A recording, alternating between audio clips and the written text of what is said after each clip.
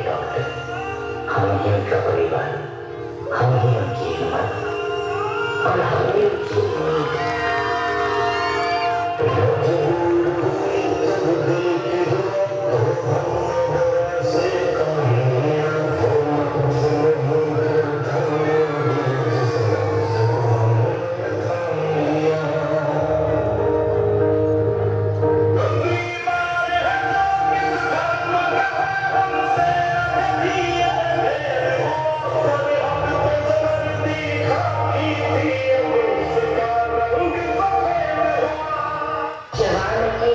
बांधे लगा सरहद की सीमा रेखा की रक्षा कर रहे हैं, लेकिन भारत की जीवन रेखा की जिम्मेदारी अब हमारे हाथ में।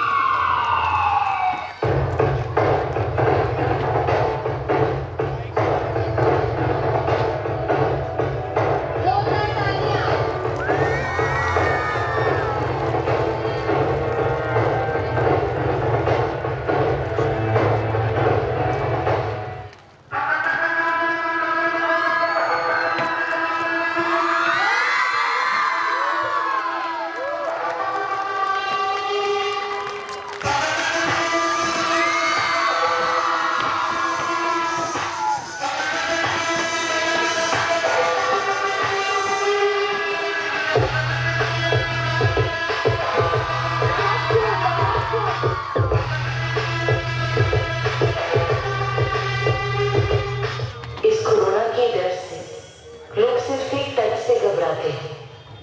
हम डॉक्टर